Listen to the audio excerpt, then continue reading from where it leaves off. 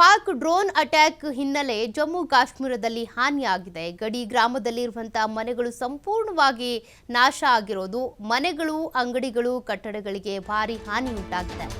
Pak drone ದಾಳಿಗೆ Indian army ಖಡಕ್ ಆಗಿ ಕೌಂಟರ್ ಅಟ್ಯಾಕ್ ಮಾಡಿದೆ ನಿಜ. ಬಟ್ ಈ ಸಂದರ್ಭದಲ್ಲಿ ಗಡಿ ಗ್ರಾಮದಲ್ಲಿರುವಂತಹ ಕೆಲ ಮನೆಗಳು ಸಂಪೂರ್ಣವಾಗಿ ನಾಶ ಆಗಿಬಿಟ್ಟಿದ್ದಾವೆ. ಅಲ್ಲಿದ್ದಂಥ ಮನೆಗಳಿರ್ಬೋದು, ಅಂಗಡಿಗಳಿರ್ಬೋದು, ಕಟ್ಟಡಗಳಿಗೆ ಭಾರಿ ಹಾನಿಯುಂಟಾಗಿದೆ. ನಾಗರಿಕರ ರಕ್ಷಣೆ ಆಗಿದೆ, ಬಟ್ ಅಲ್ಲಿದ್ದಂಥ ವಸತಿ ಪ್ರದೇಶಗಳು ಹಾನಿಗೀಡಾಗಿವೆ. ಪಾಕ್ ಡ್ರೋನ್ ಅಟ್ಯಾಕ್ ಮಾಡಿದಂಥ ಸಂದರ್ಭದಲ್ಲಿ ಆ ಡ್ರೋನ್ ಅನ್ನ ಹೊಡೆದುರುಳಿಸುವಂತ ಕೆಲಸವನ್ನ ಭಾರತೀಯ ಸೇನೆ ಮಾಡಿದೆ.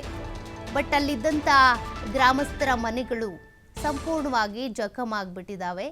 ಅದೇ ದೃಶ್ಯಗಳನ್ನು ನೀವು ಗಮನಿಸ್ಬೋದು. ಜಮ್ಮು ಕಾಶ್ಮೀರದ ಕೆಲವೊಂದು ಗಡಿ ಪ್ರದೇಶದಲ್ಲೇ ಇರುವಂಥ ಗ್ರಾಮಗಳೇನಿದ್ದಾವೆ ಅಲ್ಲಿ ಈ ರೀತಿಯಾಗಿ ಅಟ್ಯಾಕ್ ಆದಂಥ ಸಂದರ್ಭದಲ್ಲಿ ಮನೆಗಳು, ಅವರಿಟ್ಕೊಂಡಂತಹ ಅಂಗಡಿಗಳು, ವಾಹನಗಳಿರ್ಬೋದು ಅಥವಾ ಅವ್ರ ಕಟ್ಟಡಗಳೇನಿದ್ದಾವೆ ಅವೆಲ್ಲವೂ ಕೂಡ ನಾಶ ಆಗಿರೋದು. ಮತ್ತು ಅವರಿಗೆ ಪುನರ್ ವಸತಿ ನಿರ್ಮಾಣವನ್ನು ಮಾಡಬೇಕಾಗತ್ತೆ. ಅದಕ್ಕೆ ಸಂಬಂಧಪಟ್ಟಂತೆ ಜಮ್ಮು ಕಾಶ್ಮೀರದ ಮುಖ್ಯಮಂತ್ರಿ ಒಮರ್ ಅಬ್ದುಲ್ಲಾ ಅವರು ಕಣ್ಣು ಹಾಯಿಸಬೇಕಿದೆ.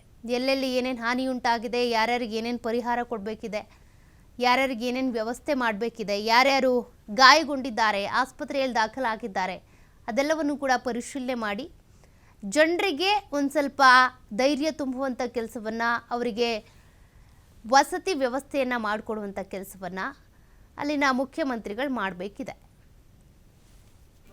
और जो रूफटॉप की अगर हम बात करेंगे तो रूफटॉप को भी काफी डैमेज है और रिटेलिएशन कहा कि जेनारी ने भी स्ट्रॉन्गली रिटेलिएट किया है।